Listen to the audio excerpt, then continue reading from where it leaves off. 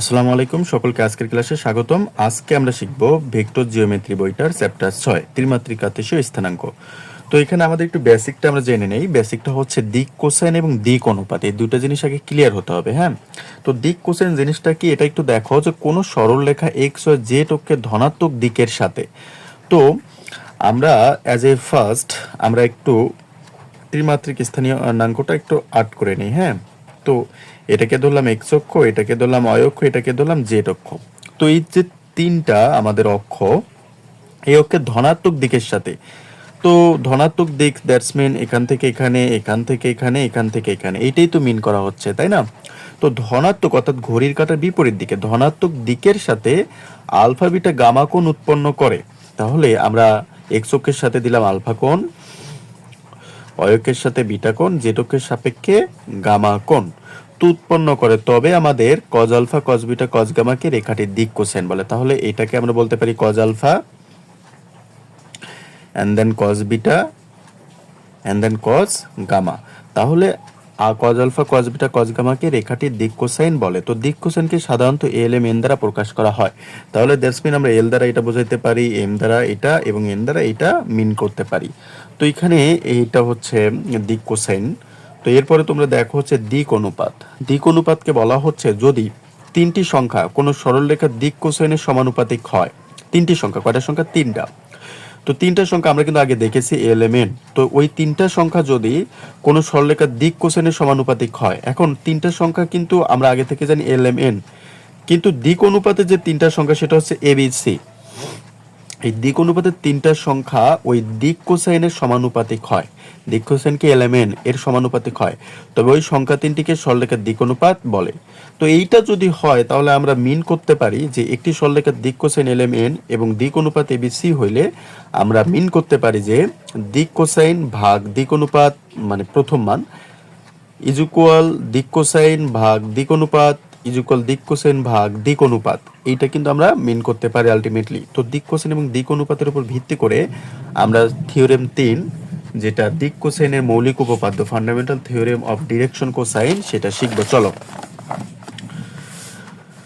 তো আমি তোমাদের যাতে সময় বেঁচে যায় এই জন্য বর্ণনাটুকু উঠিয়ে নিয়েছি। বর্ণনাটুকু দেখো, যে আগে কোশ্চেনটা একটু দেখো। কোনো সরলরেখার দিক কোসাইন এল এম এন হইলে দেখাও যে এল square plus M square plus N square সমান অন, অর্থাৎ আমাদের অনকে প্রমাণ করে দেখাইতে হবে।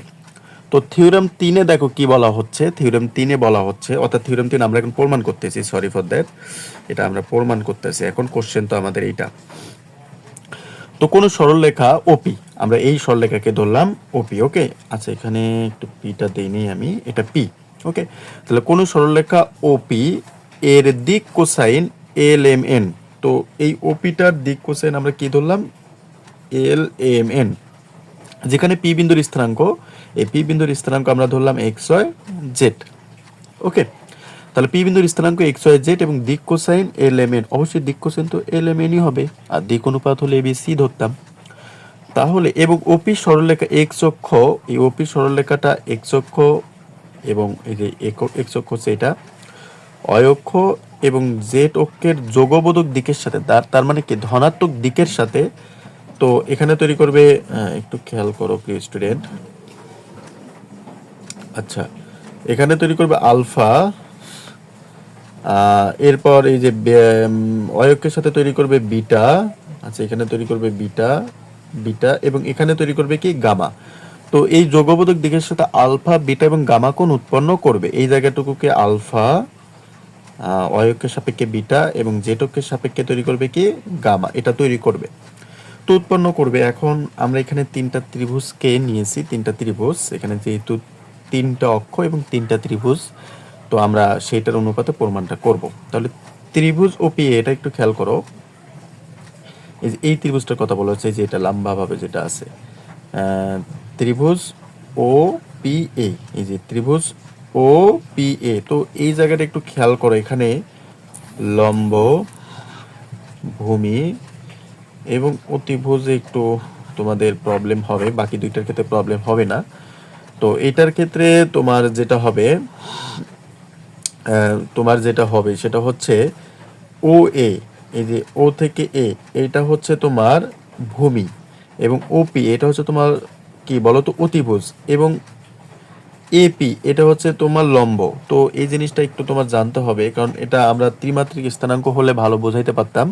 যেহেতু খাতায় ত্রিমাত্রিক স্থানাঙ্কটা আর্ট করা পসিবল হচ্ছে না, এটা তোমরা একটু দেখে নিও যদি কোনো ভিডিওতে দেখতে পারো এরকম, মানে ওই যে তোমার 3 ডাইমেনশনাল ভিডিওগুলো দেখা যায় না, আমরা ভিডিওতে দেখি না, তো তুমি ওখানে দেখলে বুঝতে পারবা যে এখানে লম্ব কিন্তু এটা অতিভুজ এটা, এবং ভূমি হচ্ছে এটা আলটিমেটলি।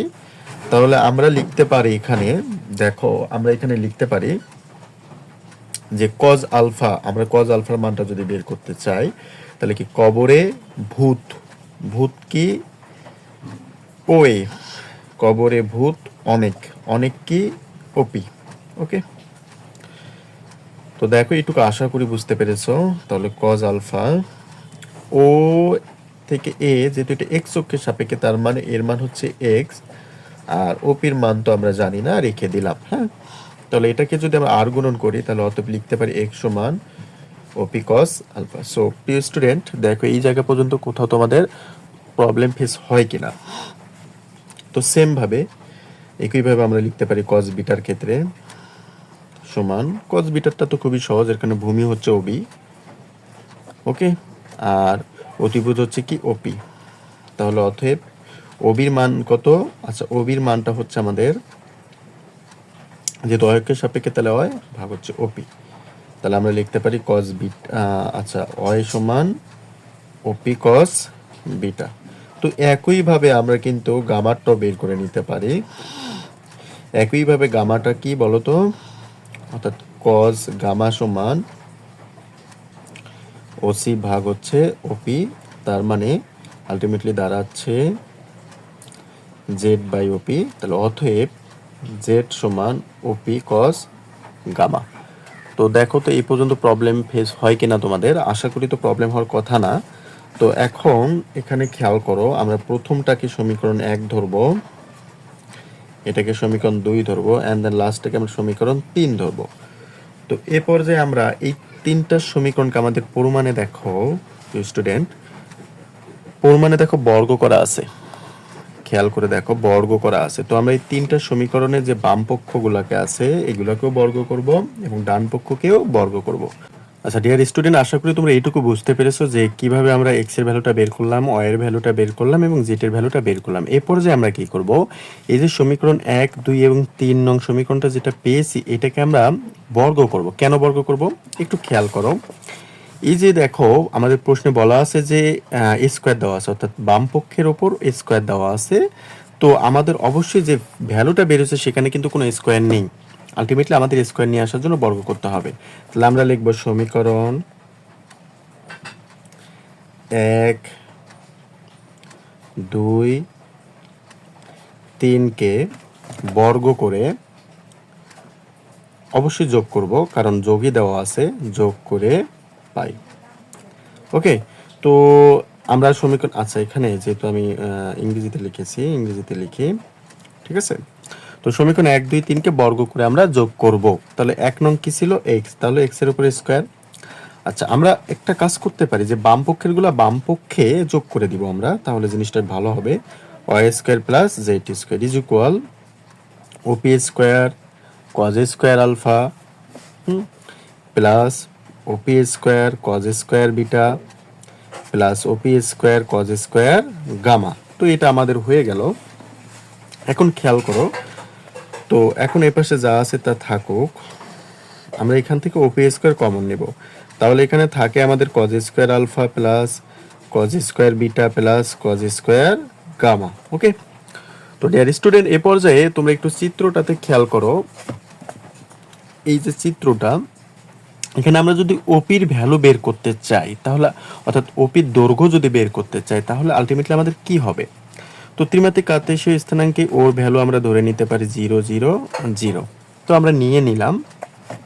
এ পর্যায়ে দেখো আমরা যদি এটা দৈর্ঘ্য বের করতে চাই তাহলে জিনিসটা এমন হচ্ছে যে ওপির যদি দৈর্ঘ্য বের করতে চাই, খেয়াল করো, তাহলে কিন্তু আলটিমেটলি আমরা লিখতে পারি যে x minus 0 whole square plus, অর্থাৎ দৈর্ঘ্য বের করতেছি, তাহলে y minus 0 whole square plus z minus zero whole square. দৈর্ঘ্য বের করার সূত্র দিয়ে আমরা দৈর্ঘ্যটা বের করে নিচ্ছি। তাহলে রুট ওভার এইটুকুর কাজ করলে হচ্ছে x square plus y square plus z square. তাহলে ওপির ভ্যালু কিন্তু আলটিমেটলি আমরা লিখতে পারতেছি root over x square plus y square plus z square. তাহলে ওপি ইজ ইকুয়াল এত। তো এখন আমরা কিন্তু এটাকে এভাবেও লিখতে পারি যে ওপি স্কোয়ার সমান x square plus y square plus z square. রুটটা এপাশে এলে তো স্কোয়ার হবে, তাই না? তো সেইটাই এখন খেয়াল করো, এই যে জায়গাটা ডিয়ার স্টুডেন্ট, এই জায়গাটা সমান আমরা কি লিখতে পারি? এই জায়গাটা সমান আমরা লিখতে পারি ওপি স্কোয়ার। ওকে, তো এপাশে তো আমার যা আছে তা থাকবে cos square alpha plus cos square beta plus cos square gamma. তো এখন এই ওপি স্কোয়ার এপাশে এসে ভাগ হবে, এপাশে যা আছে তা তো থাকবেই। এখন একটু খেয়াল করো, এটার আমরা মান বসে দিব।